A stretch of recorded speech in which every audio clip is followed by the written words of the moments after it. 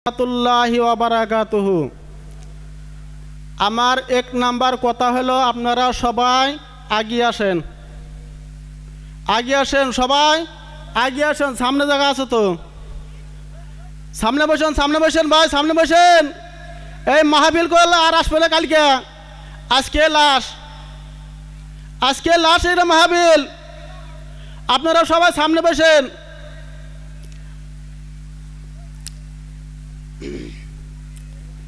আসসালাতু ওয়াসসালামু আলাইকা ইয়া রাসূলুল্লাহ, আসসালাতু ওয়াসসালামু আলাইকা ইয়া হাবিবাল্লাহ, আসসালাতু ওয়াসসালামু আলাইকা ইয়া শাফিয়াল মুজনাবিন, আসসালাতু ওয়াসসালামু আলাইকা ইয়া রাহমাতাল লিল আলামিন,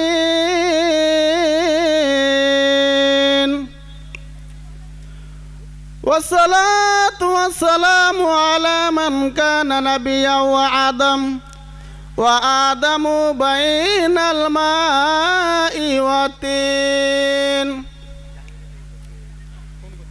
আম্মা বা'দ فأعوذ بالله من الشيطان الرجيم. بسم الله الرحمن الرحيم. وما أرسلناك إلا رحمة للعالمين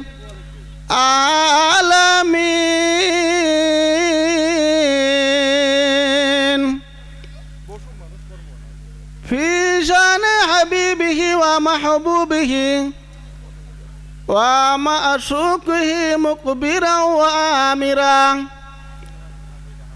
إن الله وملائكته يصلون على النبي يا أيها الذين آمنوا صلوا عليه وسلموا تسليما.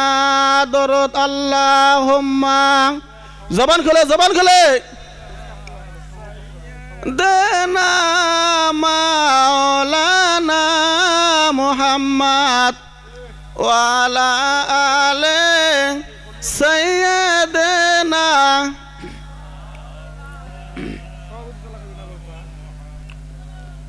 ধন্য গো আমিনা বিবি, ধন্য তোমার কুলমান,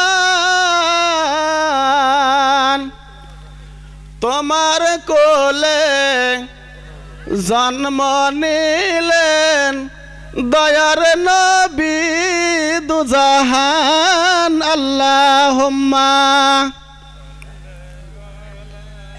সাইয়্যিদিনা মাওলানা মুহাম্মদ ওয়া আলা আলে সাইয়্যিদিনা মাওলানা মুহাম্মদ। আমি সর্বপ্রথম কোরআন শরীফ থেকে একটা আয়াত আমি তেলাওয়াত করেছি, যে কোরআন শরীফের সূরা নাম হলো 51 নম্বর সূরা,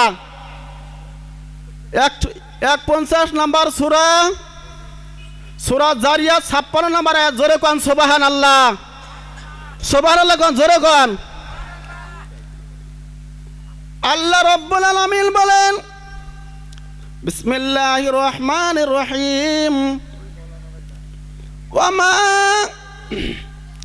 আরসালনাকা ইল্লা রাহমাতাল লিল আলামিন।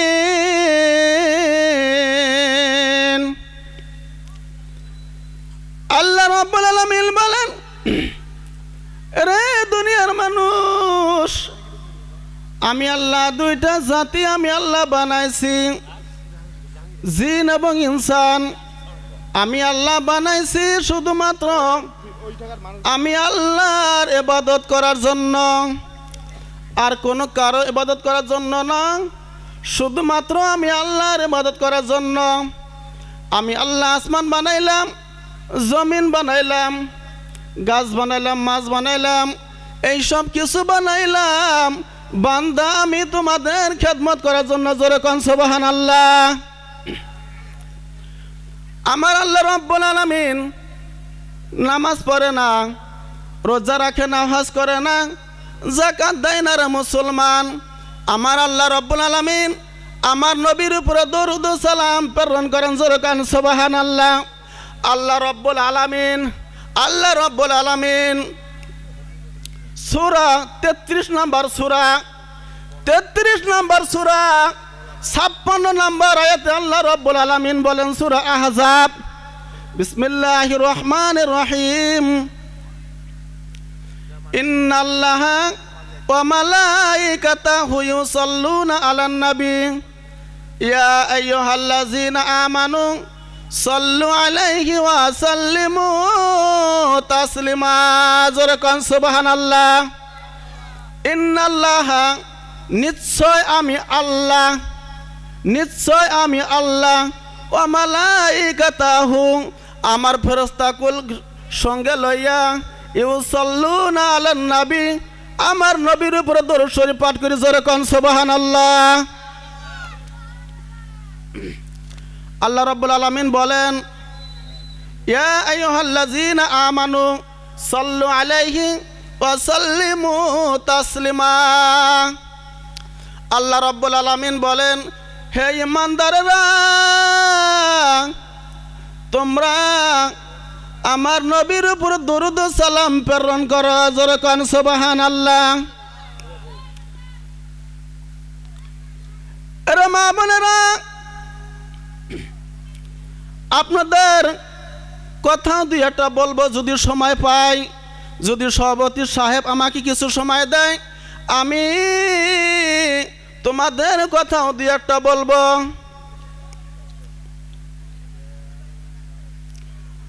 ও মা বোনেরা, তোমরা নামাজ পড়বা, রোজা রাখবা, টাকা থাকলে হজ করবা, টাকা থাকলে হজ করবা, যাকাত দিবা, আর তোমরা স্বামীর খেদমত করবা, আর তোমরা পর্দা করে চলবা। ফাতেমাতু জোহরা রাদিয়াল্লাহু তাআলা আনহা পর্দাকে তো বেশি ভালোবাসতেন যে তিনি ইন্তেকালের আগে হযরত আলীকে ডেকে বলেন, স্বামী, আমার মওতের সময় এসে গিয়েছে, আমি বিদায় হয়ে যাব দুনিয়া থেকে, কিন্তু একটা অনুরোধ, আমার জানাজা যেন গভীর রাত্রে হয়। জোরে কোন সুবহানাল্লাহ। আমার জানাজা যেন গভীর রাত্রে হয়, অল্প কয়েকজন লোক দিয়ে আমার জানাজা দিবেন, কারণ আমার মওতের খবর পেলে সাহাবাদের মধ্যে কান্নার রোল পড়ে যাবে। খাটের উপরে লক্ষ্য করে দেখবে ফাতেমা এতটুকু লম্বা ছিল, পর্দার খেলাফ হয়ে যাবে। তাই আমার অনুরোধ, গভীর রজনীতে আমার জানাজা দিবেন। জোরে কোন সুবহানাল্লাহ। নারে তাকবীর, নারে রিসালাত, নারে গাউসিয়া, ইয়া আহলে সুন্নাত ওয়াল জামাত। হযরত আলী রাদিয়াল্লাহু তাআলা আনহু, হযরত ফাতেমা রাদিয়াল্লাহু তাআলা আনহার ইন্তেকালের পর কয়েকজন সাহাবীদেরকে খবর দিলেন রে মা বোনেরা। তার মধ্যে হযরত আবু যর গিফারি রাদিয়াল্লাহু তাআলা আনহু তিনি ছিলেন ওই জায়গার মধ্যে। আবু যর গিফারি রাদিয়াল্লাহু তাআলা আনহু কবর তৈয়ার হওয়ার পর খালি শরীরের নামে গড়াগড়ি দিতে লাগলেন। আর বলতে লাগলেন, এরে কবর, তুই কি জানিস তোর ভিতরে কাকে রাখতেছি? তুই কি জানিস তোর ভিতরে যাকে রেখে যাব তিনি হইলেন হযরত ফাতেমা জোহরা রাদিয়াল্লাহু তাআলা আনহা। জোরে কোন সুবহানাল্লাহ। খবরদার কোনো বেয়াদবি করবি না। কবর থেকে কোনো আওয়াজ আসলো না। এবার আবু যর গিফারি চিৎকার করে বলেন, এরে কবর, কেন তুই উত্তর দিস না? আমি তোর ভিতরে যাকে রেখে যাব রে তিনি হইলেন হযরত আলীর স্ত্রী, হযরত হাসান হুসাইনের মা। তাকে রেখে যাব। খবরদার কোনো বেয়াদবি করবি না। কবর থেকে কোনো আওয়াজ আসলো না রে মুসলমান। এবার আবু যর গিফারি রাদিয়াল্লাহু তাআলা আনহু আবার বলেন, এরে কবর, তুই কি জানিস তোর ভিতরে কাকে রেখে যাব? আমি যাকে রেখে যাব তিনি হইলেন আখিরি জামানার পয়গম্বর নবী মুহাম্মদ সাল্লাল্লাহু আলাইহি সাল্লাম এর কলিজার টুকরা আদরের দুলালি কন্যা মা ফাতেমাকে রেখে যাব। খবরদার কোনো বেয়াদবি করবি না। খবরদার কোনো বেয়াদবি করবি না। এবার কবর মানুষের মতো আওয়াজ করলো, জোরে কোন সুবহানাল্লাহ। সুবহানাল্লাহ কোন লোকাল মানুষ দেখে কি একবারে আপনারা মনে করলেন যে এটা তো আমার চিনি।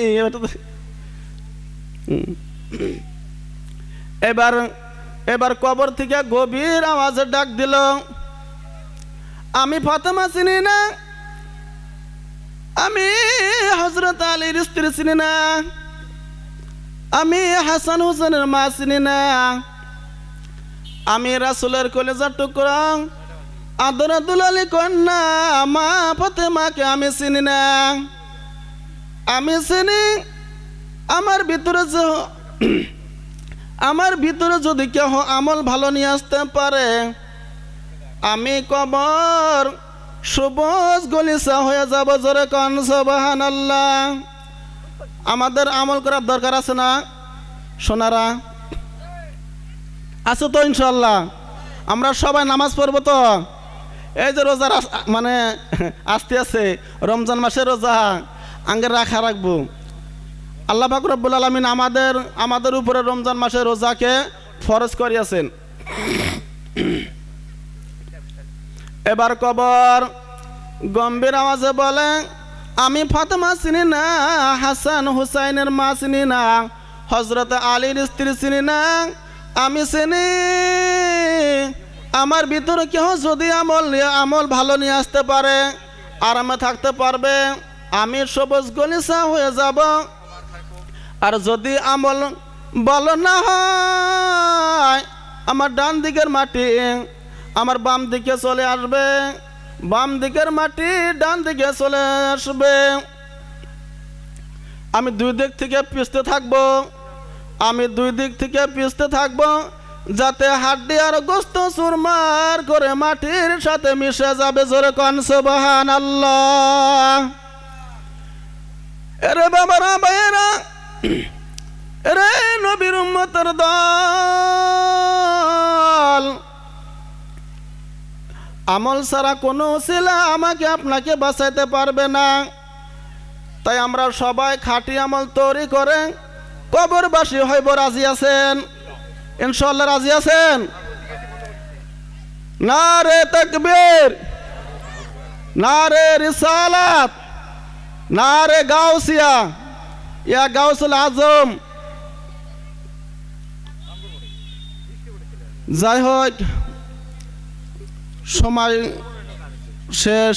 আমার আশা ছিল আরো কিছু আপনাদের সম্মুখে আলোচনা করব, কিন্তু আমার সময় কম দেখে আমি আপনাদের সম্মুখ থেকে আগেই বিদায় নিচ্ছি। ওয়া আখিরু দাওয়ানা আনিল হামদুলিল্লাহি রাব্বিল আলামিন।